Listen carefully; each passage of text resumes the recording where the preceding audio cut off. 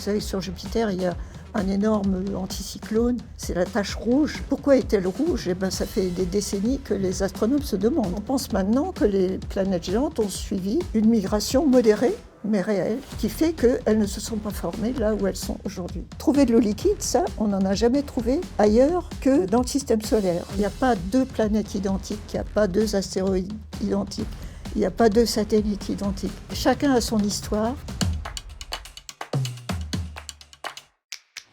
Bonjour Thérèse Ancrenas. Bonjour Christophe. On est très heureux de pouvoir vous accueillir aujourd'hui sur notre émission. Pour ceux qui ne vous connaissent pas encore, est-ce que vous pouvez vous présenter ? Eh bien, je suis astrophysicienne, c'est-à-dire que j'étudie la physique des astres, plus spécialement les planètes. Ça veut dire que maintenant on dit planétologue. C'est des gens qui travaillent sur les planètes du système solaire. Ok. Voilà, moi j'ai fait toute ma carrière à l'Observatoire de Paris. J'aimais les maths quand j'étais étudiante. Ok. Je suis rentrée à l'École normale de Fontenay. Et puis j'ai eu envie de faire de l'astrophysique. Et à D'accord, donc partir de là... des maths à l'astrophysique. Oui, c'est-à-dire qu'on peut faire de l'astrophysique, en fait, soit à partir des maths, soit à partir de la physique. Parce que l'astrophysique ou l'astronomie en général, c'est soit la physique des astres, soit le mouvement des astres. Et le mouvement des astres, c'est des maths. Donc, plus logiquement, j'aurais dû faire de l'astronomie, c'est-à-dire de l'étude du mouvement des astres. Mais le hasard a fait que je suis partie en astrophysique. Alors du coup, j'avais des problèmes en physique parce que je n'avais pas les bases, mais je les ai apprises sur le tas. Et je n'ai jamais regretté. Ouais. Mais c'est vrai qu'il y a beaucoup de ça quand j'ai discuté avec certains chercheurs, de chercheurs qui avaient commencé dans un domaine et en fait, à force de côtoyer d'autres, petit à petit, ont bifurqué. Du coup, là, ça a été un petit peu votre parcours. Oui, tout à fait. En fait, on apprend énormément sur le tas. Ouais. Et c'est une succession de hasards en fait, Ouais. qui fabrique une carrière, une oui, une trajectoire. carrière, un parcours, oui. Donc là, vous avez beaucoup travaillé sur les planètes. Sur quel type de planètes ? Parce qu'en fait, des fois, on parle d'exoplanètes qui sont à Oui, l'autre bout de alors non, à l'univers. l'époque, c'était en 68, hein. Ok. C'était il y a longtemps. Et à l'époque, c'était un professeur tout à fait extraordinaire, d'ailleurs, qui s'appelait Avery Schatzman, Ok. qui était responsable du diplôme d'astrophysique à la fac de Paris. Et quand j'ai fait mon année de diplôme, il m'a proposé un stage avec un chercheur américain de la NASA qui venait faire une année sabbatique à Paris. Ok. Et ça a été la chance de ma vie, parce qu'il m'a donc proposé de faire un stage sur les planètes géantes, Ok. Jupiter en l'occurrence. Et après le stage, il m'a proposé d'aller passer une année aux États-Unis dans son institut qui était à New York. Ok. Évidemment, j'ai dit oui. Donc à l'époque, mon mari, qui était aussi astrophysicien, avait eu une bourse à Princeton juste à côté. Donc on est parti comme ça. Et ça a été vraiment une grande chance pour tous les deux. Ok. Donc, travailler sur Jupiter. Comment est-ce qu'on peut faire pour travailler du coup sur ces astres ? On envoie des sondes, on regarde Alors, depuis... à l'époque, on n'en avait pas encore envoyé. Oui. Mais donc, on faisait des calculs. Et la méthode que j'ai développée, d'ailleurs, aussi après avoir travaillé avec ce professeur, c'est la spectroscopie, c'est-à-dire l'étude de l'analyse de la lumière en fonction de la longueur d'onde. D'accord. Donc, tout le monde connaît l'arc-en-ciel, c'est l'analyse de la lumière dans le visible. Mhm. Et bien, la même chose existe dans l'infrarouge jusqu'aux ondes radio. Et ce que j'ai fait, en fait, c'est étudier comment on pouvait déterminer la composition d'une atmosphère à partir de l'analyse de son spectre infrarouge. Ok. Parce que ce qu'il faut savoir, c'est que la spectroscopie, ça a cette force qu'à une longueur d'onde donnée correspond une molécule donnée. Si vous observez un signal particulier à une longueur d'onde donnée, vous pouvez dire « Ah ben là, il y a du méthane ou autre chose ». C'est une méthode extrêmement puissante qui permet d'étudier à distance. Et c'est une méthode qui a été très très largement utilisée en astrophysique, d'ailleurs, pas seulement pour les planètes, c'est bien pour les étoiles. Alors, après, une étoile, ça génère de la lumière. Oui. Comment est-ce qu'on peut faire du coup de la spectroscopie sur une planète qui, par exemple, je prends l'exemple de Jupiter, elle n'émet pas de lumière, si ? Alors, si, elle en émet, mais elle en reçoit aussi. Mm. Donc, dans le domaine visible, vous allez étudier le rayonnement réfléchi par le Soleil. Mm. Et plus loin dans l'infrarouge, ce que vous allez voir, c'est l'émission propre de la planète. Mm. N'importe quel objet à une température donnée, il émet un rayonnement infrarouge entre le visible et la radio. Mmh. Et ce sont ces deux types de rayonnement qu'on étudie. Donc c'est, en fait, plus ou moins la chaleur de la planète Oui, exactement. qui la fait réémettre Exactement. certains rayons? Parce que le rayonnement thermique, en fait, le rayonnement propre de la planète, qui s'ajoute au rayonnement réfléchi solaire, c'est une mesure directe de sa température. Donc comme ça, on arrive à cerner un peu les paramètres atmosphériques de OK. l'objet qu'on regarde. Comment est-ce qu'on peut avoir des informations complexes? Parce que du coup, là, on a juste une lumière, on a juste une sorte de spectre lumineux Oui, avec, différentes, longueurs d'onde. Comment est-ce qu'on peut, aller loin, en fait, dans l'analyse? Parce que l'atmosphère, il y a différentes couches, il y a une oui, bien sûr. complexité. Donc en fait, on développe des modèles, OK. des calculs qui prennent en compte ces différentes couches et qui supposent au départ donc une certaine distribution de température, une certaine distribution de composition des gaz. Mmh. Vous moulinez tout ça et vous en sortez un spectre qui dépend des paramètres que vous avez rentrés. Alors après, vous observez un spectre, et ben vous comparez à votre grille de modèles et vous dites, c'est là que celui-là qui colle le mieux. C'est tout simple. D'accord, donc vous avez travaillé là-dessus et qu'est-ce que vous avez découvert, du coup, par rapport à Bon, cette moi, planète? j'ai pas rien découvert. Enfin, je veux dire, je ne suis pas toute seule, hein. Je veux dire, Oui, ça on était en équipe. j'étais dans une équipe donc, qui s'est développée à l'Observatoire de Paris. Alors, dans les années 70, donc, je passe une année aux États-Unis, je reviens. Ensuite, je repars une deuxième année. Et ça m'a donné l'occasion déjà de faire des mesures au télescope. Mmh.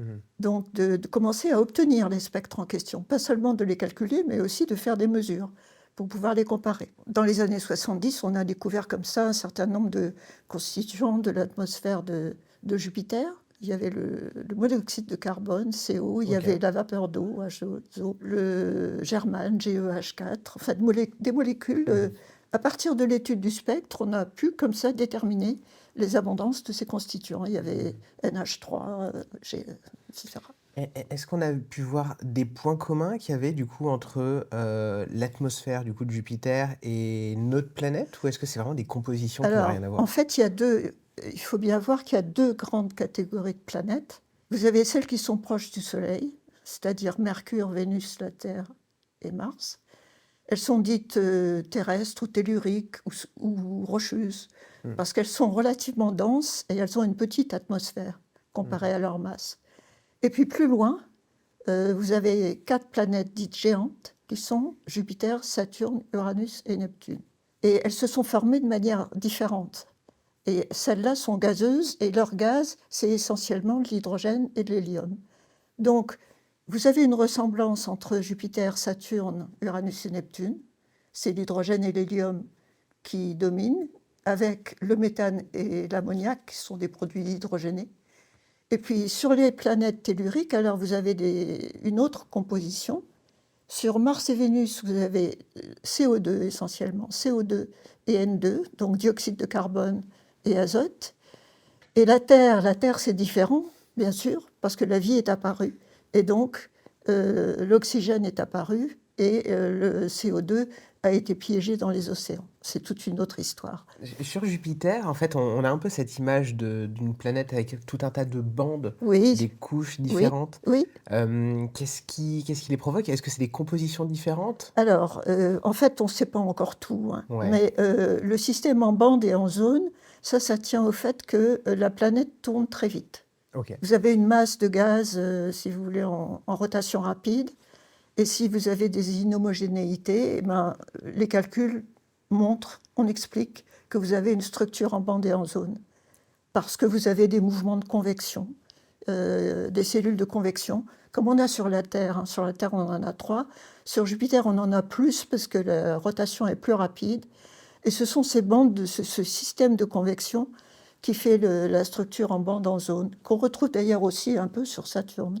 Et du coup, ce système de convection crée ces bandes Oui. où l'atmosphère a tendance à évoluer presque de manière, isolée des autres Oui, bandes? c'est-à-dire qu'on a des mouvements, on a des cycles. Mais en vérité, la circulation de Jupiter est extrêmement complexe, et c'est ce que les sondes spatiales nous ont appris d'ailleurs quand elles sont arrivées.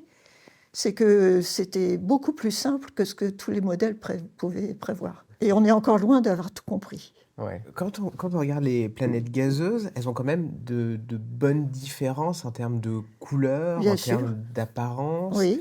Est-ce que les compositions chimiques sont différentes entre les planètes? Oui, quoiqu'on n'est pas encore, on n'est pas complètement sûr des raisons pour lesquelles la tache rouge, par exemple. Vous savez, sur Jupiter, il y a un énorme anticyclone, c'est la tache rouge. Mmh. Pourquoi est-elle rouge? Eh ben, ça fait des décennies que les astronomes se demandent. Alors, ça peut être du soufre, du phosphore, plusieurs hypothèses ont été émises, mais comme c'est des aérosols, Mmh. c'est beaucoup plus difficile à caractériser par les spectres que les gaz. Les gaz ont une signature très claire, comme je vous disais tout à l'heure, mais ce n'est pas le cas des particules solides. Donc on n'a pas le même diagnostic sur les solides qu'on a sur la composition gazeuse. Ces derniers temps, on a envoyé, quelques sondes qui Oui, sont passées aux abords de Jupiter. Est-ce que ça nous a permis d'avoir des informations qu'on ne pouvait pas avoir avant? oh, Est-ce que ça a absolument. permis de confirmer certains Ah modèles? oui, absolument. Bon, en gros, l'histoire de l'exploration de Jupiter, c'est... Bon, il y a eu les sondes Pioneer dans les années 70, et puis la mission Voyager, Mmh. c'était la NASA ça, c'était vraiment un monument, aussi bien du point de vue technologique que scientifique, c'était formidable. Les ingénieurs de la NASA avaient réussi à envoyer une sonde qui est allée rencontrer les 4 planètes géantes successivement.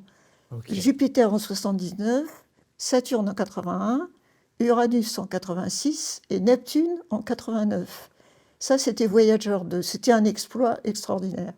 Et ça nous a donné une mine de résultats, d'informations qu'on ignorait avant. Ça, c'est clair. Est-ce Ouais. est-ce qu'il y avait des choses qu'on a vues, qu'on ne s'attendait pas à voir? Bah, déjà, la complexité de la circulation atmosphérique de Jupiter, les images de Voyager, c'était absolument bluffant. Il y avait une complexité de tourbillons, Mmh.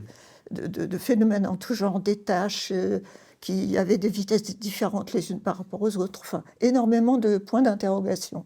C'est fou qu'en fait, il y ait autant de points d'interrogation sur des planètes qui pourtant sont aussi proches, parce que Ah des ben, fois dans notre imaginaire, on a un peu ce truc de se dire: «Ça y est, notre système solaire, c'est maîtrisé pratiquement». eh ben, s'il y a une chose qu'on a apprise avec les sondes, c'est justement l'infinie diversité Mmh. des objets du système solaire. Il n'y a pas deux planètes identiques, il n'y a pas deux astéroïdes identiques, il n'y a pas deux satellites identiques. Chacun a son histoire, chacun a évolué en fait, a suivi sa propre histoire en fonction de sa distance au Soleil, à sa planète, un tas de raisons qui ont fait que chaque trajectoire est unique. Si on remonte un petit peu dans le temps, est-ce que, à une époque beaucoup plus lointaine, qu'aujourd'hui, les différentes planètes du système solaire se ressemblaient davantage? Prenons les planètes géantes Ouais. déjà. Ce qu'on a appris relativement récemment, c'est qu'elles ne se sont pas formées là où elles sont. Elles ont connu une migration. Jupiter, en fait, s'est formé, il est à 5 unités astronomiques, c'est-à-dire 5 fois la distance Soleil-Terre. Au départ, on pense qu'il s'est formé à 3,5, un peu plus près. D'accord. Et puis, Jupiter s'est rapproché jusqu'à arriver à l'orbite de Mars. Saturne est arrivé derrière, et la combinaison des deux les a renvoyés vers l'extérieur, et elles ont repoussé Uranus et Neptune bien au-delà de là où elles avaient été formées.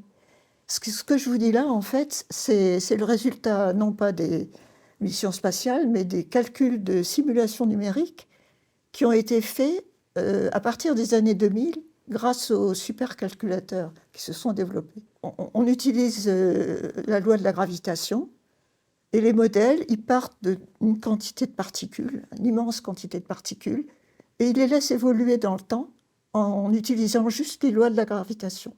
Et on regarde le résultat. Et c'est comme ça qu'on a pu montrer que ce modèle que je vous ai décrit de migration de Jupiter explique plusieurs phénomènes.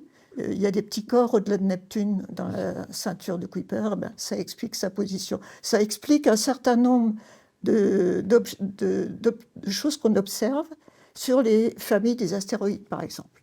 Donc on a de bonnes raisons de penser que ce scénario est juste. Mais là, en gros, d'abord, on a créé un modèle, Oui, ensuite, on a fait des simulations autour de ce modèle et on compare, du coup, c'est ce que ça. prédit ce modèle avec la réalité. Oui. Et d'ailleurs, là, il y a une parenthèse qu'on peut faire qui est Mmh. intéressante, c'est que c'est grâce aux exoplanètes qu'on a eu cette démarche.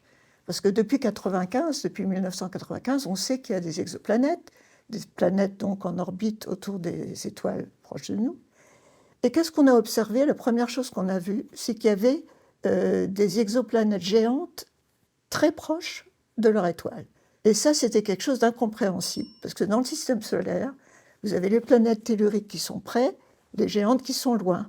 Et on peut expliquer pourquoi, en fait. C'est parce que les géantes, elles se forment à grande distance parce que la matière est condensée sous forme de glace, parce qu'il fait froid, alors qu'elle est gazeuse quand on en est près. Et autour des noyaux, il y a accumulation d'hydrogène et d'hélium dans le disque protoplanétaire du départ. Donc, on avait un bon scénario pour expliquer pourquoi, dans le système solaire, vous avez les planètes géantes qui se forment loin, et puis les planètes telluriques qui se forment près. Et voilà que les premiers systèmes d'exoplanètes qu'on trouve, c'est le contraire. On a des exoplanètes géantes tout près de leur étoile. Et assez vite, les théoriciens ont émis l'hypothèse, qui est maintenant largement acceptée, qu'elles ne se sont pas formées à côté de leur étoile. Elles se sont formées loin, mais elles ont migré parce qu'au départ, il y a un disque de poussière et de gaz qui est relativement dense. Il y a une interaction entre la planète et le disque, et l'exoplanète se rapproche. Mais alors, la retombée, en quelque sorte, de ça, c'est qu'on a regardé le système solaire de plus près, et on s'est rendu compte que ce mécanisme de migration, qui était très important sur les exoplanètes, eh ben, il pouvait bien avoir joué un rôle aussi dans le système solaire lui-même. Autrement dit, on pense maintenant que les planètes géantes ont suivi une migration modérée, mais réelle, qui fait qu'elles ne se sont pas formées là où elles sont aujourd'hui. Ce qui veut aussi potentiellement dire, si je comprends bien, que ces planètes gazeuses qui font partie de nos systèmes solaires, potentiellement, elles n'étaient pas gazeuses à l'époque où vous étiez beaucoup plus éloignés? Non, elles étaient gazeuses parce qu'elles se sont formées loin. D'accord. Pour former une planète aussi massive, il faut avoir un noyau massif au départ qui a un champ de gravité. Et pour avoir un noyau massif, il faut que la matière soit sous forme de glace. D'accord. Parce que si vous êtes au niveau de la Terre, la seule matière solide, c'est les silicates, les roches. Oui. Mais ça, en masse, c'est pas suffisant. C'est pas suffisant parce que les roches, c'est des atomes qui sont lourds et ils sont moins abondants que les atomes légers. Ça résulte de la façon dont les atomes se forment au sein des étoiles. Il faut beaucoup d'énergie pour faire un gros atome. Il faut moins d'énergie pour faire le carbone, l'azote, l'oxygène. Voilà. Du coup, les planètes telluriques, celles qui sont un petit peu plus proches du système solaire, elles se sont formées à quel endroit du système solaire? À peu près là où elles sont. C'est ce qu'on dit, c'est ce que pensent les modèles. Il semble que les planètes telluriques aient très peu ou pas migré. Mais du coup, c'est quand même intéressant par rapport à la démarche scientifique, au processus scientifique, Oui. parce que du coup, c'est à la fois des choses qu'on observe qui perturbent un petit peu les idées qu'on se faisait, qui perturbent un peu En les fait, il y a modèles. une interaction permanente entre les observations et puis le développement des modèles. Mmh. En fait, la dynamique du système solaire, c'est quelque chose qui peut se mettre en équation et qui peut se traiter grâce au superordinateur, justement, parce qu'il faut traiter des quantités de données pour avoir un modèle du système solaire. Ça, c'est quelque chose qu'on peut faire aujourd'hui avec les moyens de l'informatique. Et vous pouvez donc générer des familles de modèles et puis après les comparer aux observations. Vous voyez aujourd'hui où sont les familles des astéroïdes, où est la ceinture de Kuiper, etc. Et vous regardez qu'est-ce qui colle. Alors attention, ça veut dire que la réponse n'est pas unique souvent. Mais ça nous donne une piste pour essayer de retracer l'histoire du système solaire. Et ça, c'est passionnant. Du coup, vous avez dit que vous travaillez avec des supercalculateurs. Est-ce que ça veut dire Ah, c'est pas moi, hein. Oui, non mais Mes collègues. au sens large. Mais est-ce que du coup, ça veut dire que vous travaillez en interaction avec des informaticiens, avec des On travaille ingénieurs? de toute façon, on travaille en informaticien avec toutes sortes de métiers. Oui. En particulier, donc moi, je vous parlais des simulations numériques, mais c'est pas du tout mon rayon, hein. Mais moi, par contre, j'ai participé, enfin, avec des collègues, on a développé, par exemple, des instruments qui ont volé sur des sondes spatiales, des spectromètres, puisque je vous parlais de spectrométrie. Et ces instruments, ben, pour développer un instrument qui va voler sur une sonde, on a besoin de tous les corps de métier. Il faut les mécaniciens, les thermiciens, c'est ce qui les opticiens évidemment, les électroniciens, les informaticiens, tout. Et donc c'est une expérience spatiale, c'est toute une communauté de gens qui travaillent ensemble pendant 10 ans ou 20 ans. Et c'est fabuleux. Et ça, c'est vrai dans tous les domaines, enfin, en astrophysique et bien ailleurs aussi, bien sûr. C'est la démarche scientifique Hmm. de manière générale. Absolument. On a parlé un petit peu du coup des planètes gazeuses, Oui. des géantes gazeuses. Si on parle un petit peu cette fois-ci des planètes telluriques, Hmm. il y a quand même une grande diversité. Donc on a notre planète, on a Mars qui a perdu son atmosphère. Comment ça se fait qu'il y ait une telle disparité? Alors justement, ça, à mon avis, c'est une des questions clés Ouais. de la planétologie. Et c'est une question qui est passionnante et qui est tout à fait d'actualité. D'accord. Alors, on prend donc nos 4 planètes telluriques. Vous avez Mercure, et puis Vénus, la Terre et Mars, dans l'ordre de distance au Soleil. Mercure, on peut la mettre à part parce qu'elle n'a pas d'atmosphère. Elle est trop petite et trop près du Soleil pour pouvoir garder l'atmosphère. Le champ de gravité n'est pas suffisant. Donc l'atmosphère s'échappe. Donc on la met de côté, on regarde les 3 autres. Effectivement, les 3 autres, on pourrait s'attendre à ce qu'elles aient des conditions comparables. Et d'ailleurs, elles ont quand même un point en commun, c'est que si vous regardez Vénus et Mars, la composition atmosphérique est la même, c'est-à-dire du dioxyde de carbone, CO2, et quelques pourcents d'azote.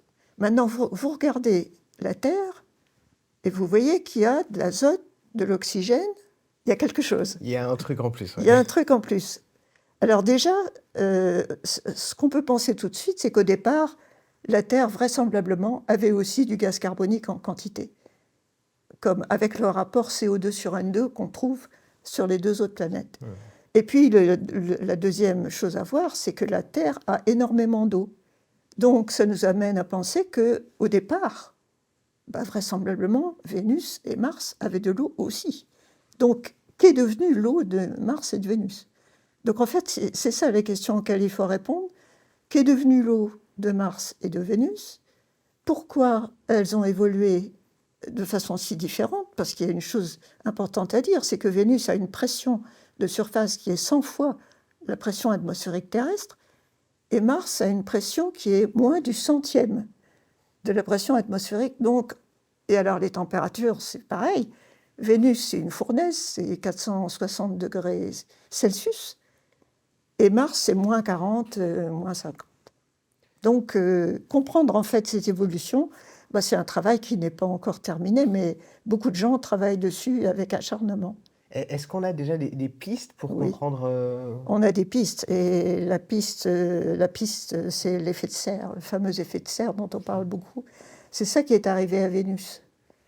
Alors, qu'est-ce que c'est que l'effet de serre? Bon, tout le monde connaît les serres du jardinier, hein?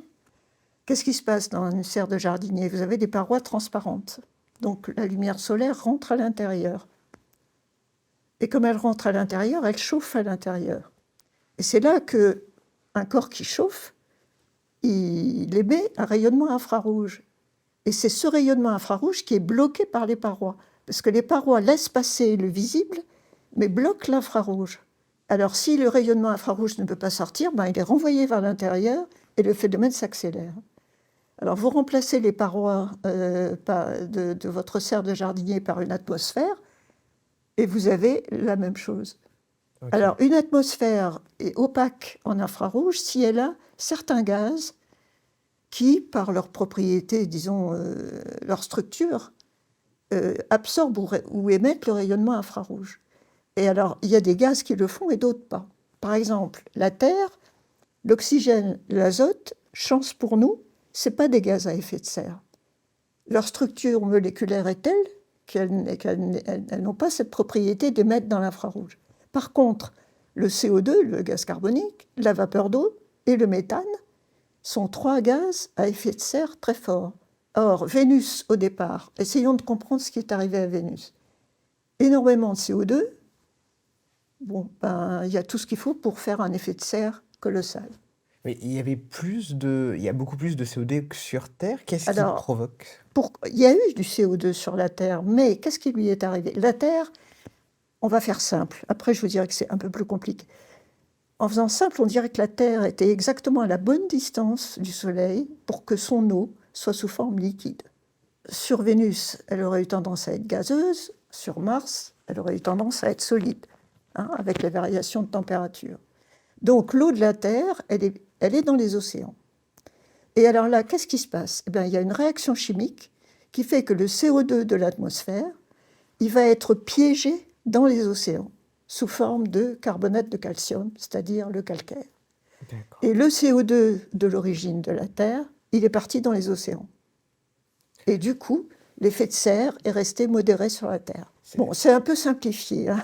Ouais, mais si je comprends bien, c'est parce qu'on a de l'eau liquide et ça permet l'absorption du CO2 Oui, qui se transforme du coup dans les immenses couches de calcaire, ce qui en fait a permis de réduire de 99% la quantité de CO2 qu'on avait, par rapport à Vénus en tout cas. oui. Sauf que c'est plus compliqué que ça. D'accord.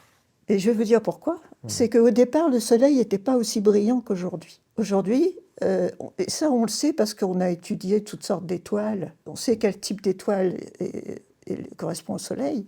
Donc on a pu retracer l'histoire passée du Soleil, de même que son histoire future d'ailleurs. Et en fait, on sait qu'il y a 4 milliards d'années, alors je rappelle que le Soleil et le système solaire sont nés il y a 5 milliards, 4,5 milliards d'années. Donc il y a 4 milliards d'années, au moment où les planètes, juste après la naissance des planètes, le Soleil rayonnait 70% de sa valeur d'aujourd'hui. Mais alors ça a un tas d'implications. Ça veut dire que la température au niveau de l'orbite de Vénus était plus faible que la température d'équilibre aujourd'hui.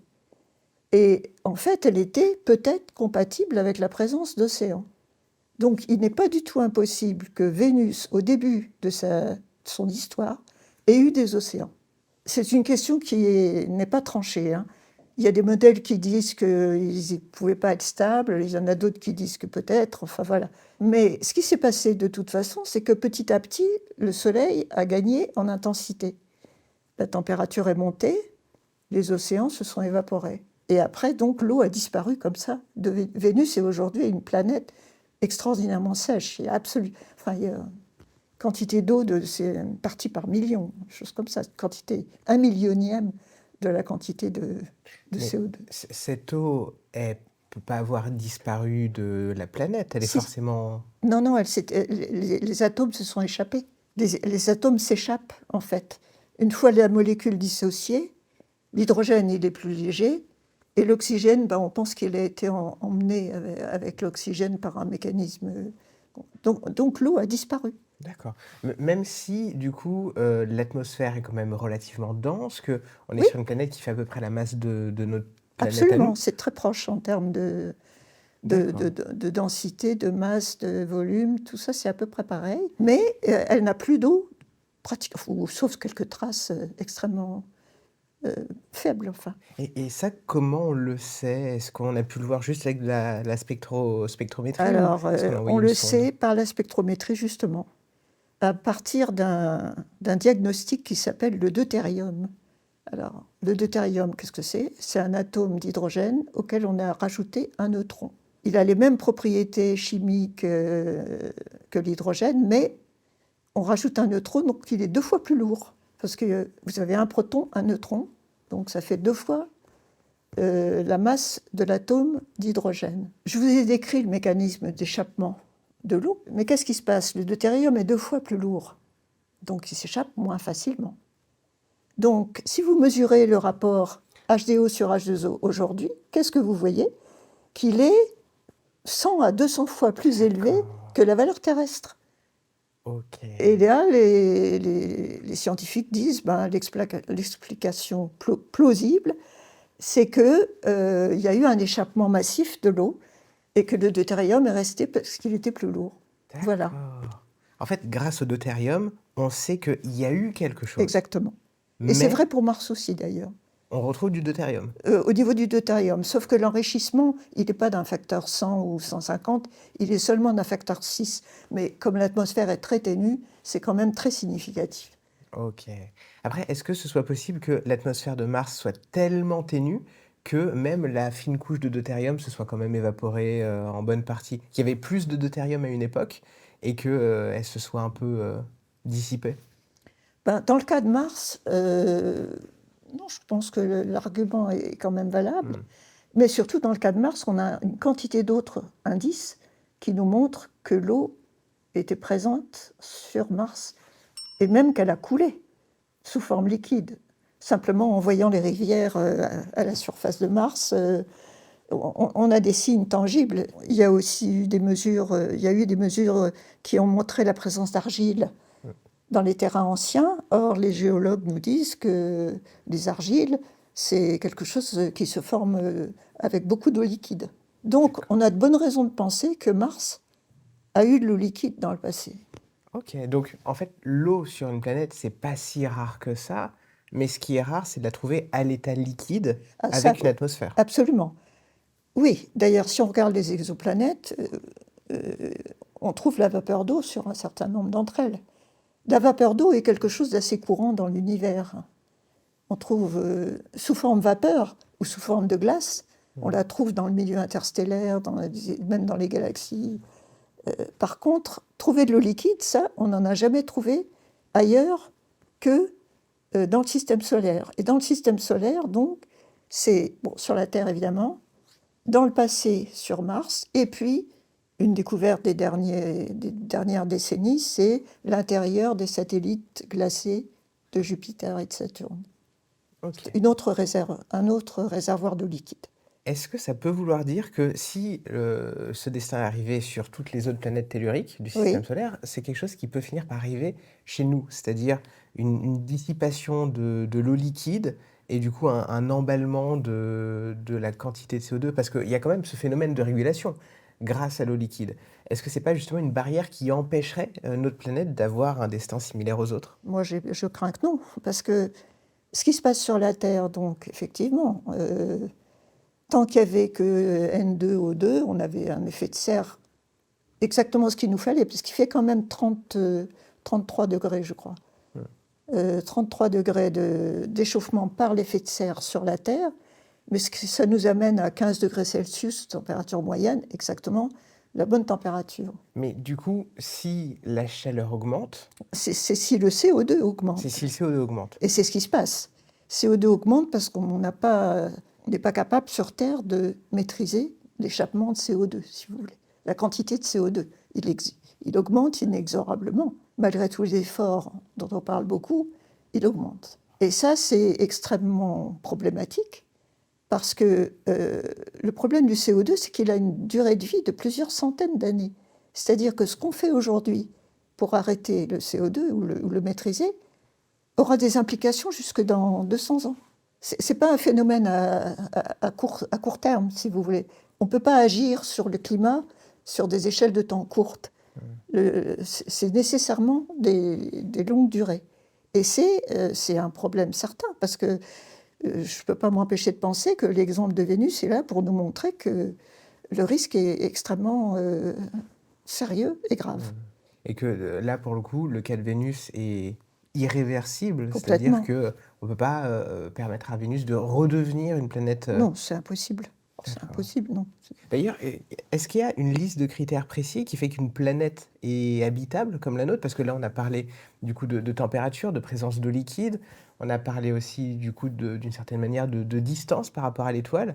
Est-ce que l'étude des planètes qui font partie de notre système solaire nous a permis de déceler un petit peu la recette qui rendrait une planète? Oui, effectivement, avec mon ami Athéna Koustenis, on a écrit un livre justement là-dessus, OK. et dans lequel justement on essaye de faire le point de la situation et de définir ce que c'est qu'un monde habitable. Mmh.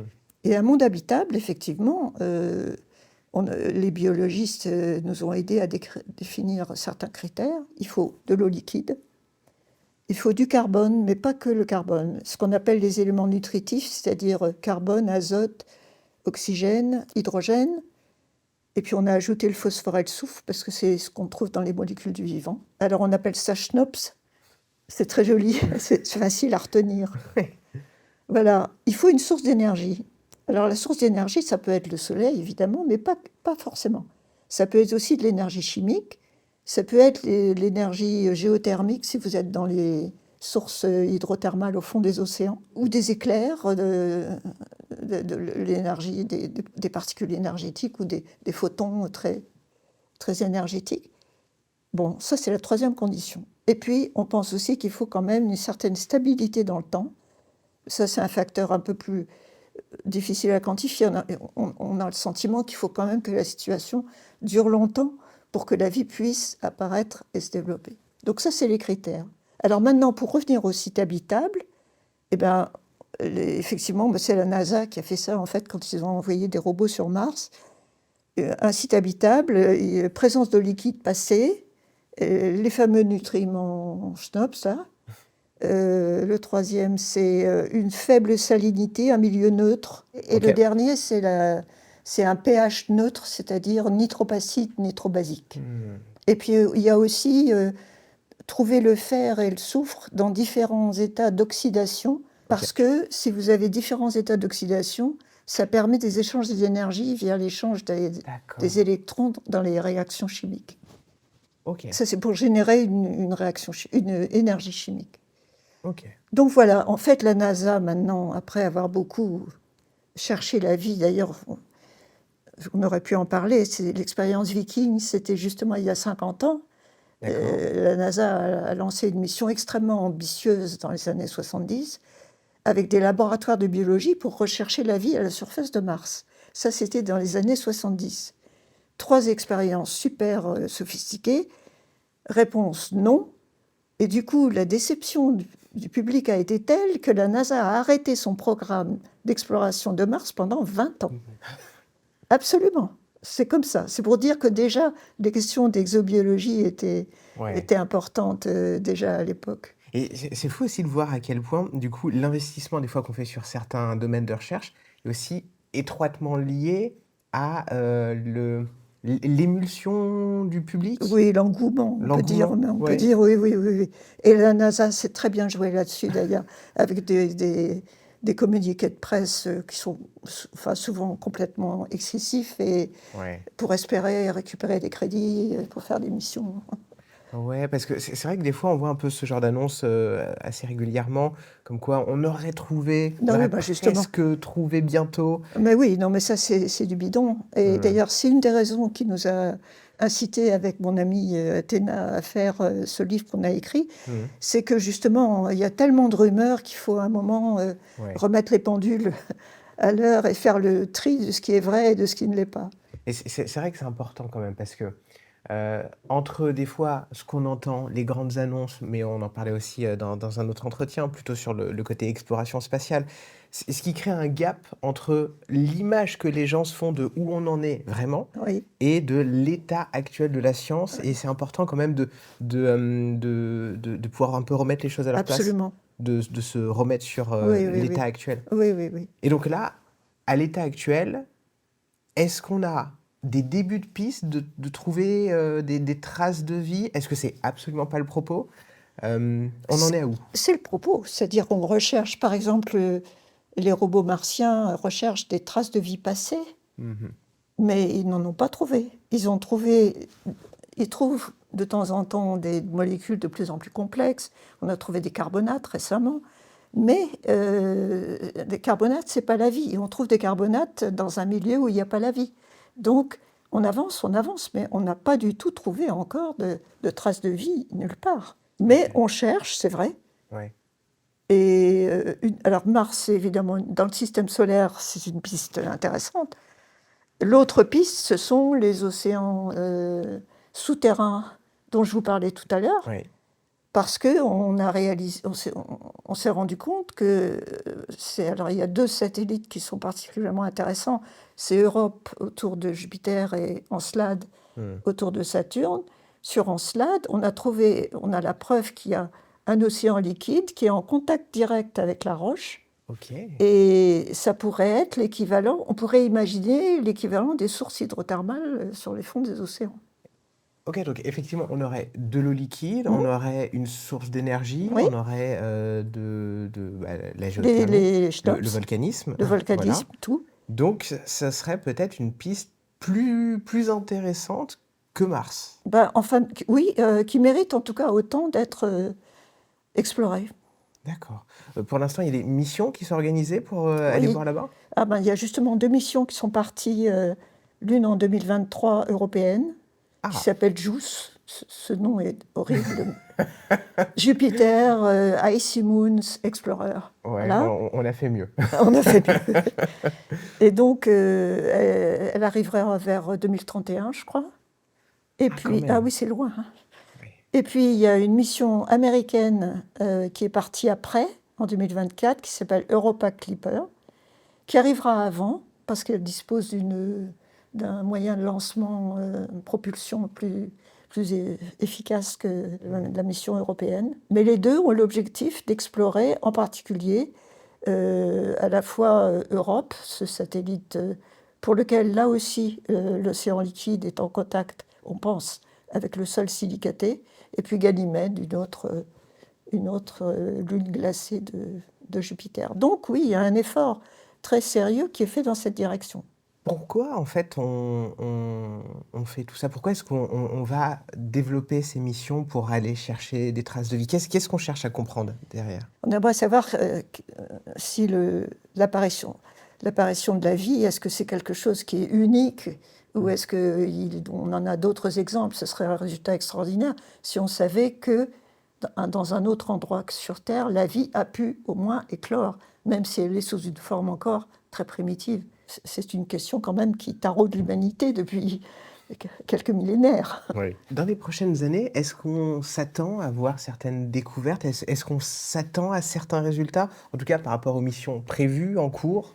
Bah, je crois que là, il y a une piste quand même qui s'est ouverte dans le domaine de l'exobiologie, avec la découverte des exoplanètes. Parce que on sait très bien que sur Terre, non, dans le système solaire, on ne trouvera jamais de forme de vie autre que au niveau des micro-organismes, ça on le sait. Que ce soit au fond des océans d'Europe ou dans les cavernes de Mars, ça ne sera jamais que des traces de fossiles ou vraiment à l'état de micro-organismes. Par contre, depuis qu'on a découvert des milliers d'exoplanètes, donc imaginez, tenez, vous avez une belle image là du ciel étoilé, ben, vous pouvez vous dire que derrière chaque étoile, vous avez une exoplanète. Ça fait rêver quand même de Mmh. penser qu'on est entouré de milliers, de milliards d'exoplanètes. Ça change la façon qu'on a de voir l'exobiologie, Mmh. parce qu'on a là une infinité de possibles. Et je crois que dans l'avenir, il y aura beaucoup de recherches sur la caractérisation des atmosphères de ces exoplanètes. Parce qu'en fait, ce qu'on commence à faire déjà, c'est suivre la même démarche vis-à-vis de l'eau liquide. Qu'est-ce qu'il faut pour qu'il y ait de l'eau liquide à la surface d'une exoplanète? Ben, il faut qu'elle soit juste à la bonne distance de son étoile. Donc ça définit ce qu'on appelle la zone habitable. Si vous êtes sur une étoile de type solaire, ça va être à peu près à une unité astronomique. Si l'étoile est très brillante, ça va être plus loin. Si l'étoile est toute petite, ça va être plus petit. Donc, dans le catalogue des quelques milliers d'exoplanètes qu'on connaît aujourd'hui, eh ben, la première chose qu'on regarde, c'est quelle est la distance à leur étoile et est-ce qu'elles ont une chance d'être dans cette zone habitable. Et la deuxième condition, c'est qu'elles soient rocheuses. Parce que si elles sont gazeuses, bon, disons que pour développer la vie dans un milieu gazeux, c'est bon, au niveau des nuages peut-être, mais enfin, il vaut mieux prendre une surface solide, ça sera plus simple Oui. dans un premier temps. Donc c'est un petit peu ça vers quoi on s'oriente. Et là, on a un outil de choix, c'est le télescope spatial James Webb, Mmh. qui a été lancé donc il y a 2-3 ans maintenant, qui est doté d'un instrument de spectroscopie formidable et qui commence à engranger justement les spectres infrarouges de ces objets. Et je Mmh. pense que ça, c'est une piste qui sera très prometteuse dans les années à venir. Pour ceux qui voudraient en apprendre davantage, que ce soit sur l'étude des planètes, mais que ce soit sur l'univers en général, est-ce qu'il y a des livres que vous conseilleriez? Bah, récemment, donc, avec mon amie Athéna Kousténis, on a sorti un livre chez Erol, L'énigme de la vie dans le cosmos. OK. Et c'était pour essayer de répondre à ces questions, enfin, pas répondre, pas du tout répondre, faire le point Ouais. de ce qu'on sait, de ce qu'on ne sait pas, de ce Mmh. qu'on espère faire, etc. Il est sorti en novembre dernier, c'est le Oui, plus donc il récent, est mais récent. il y en a plein d'autres, hein, je veux dire. Bon, en tout cas, on mettra une petite sélection, en description ainsi que celui-ci pour, tous ceux qui seraient intéressés. On arrive sur la fin de notre entretien. Merci beaucoup, c'était, Merci à vous, extrêmement intéressant. merci.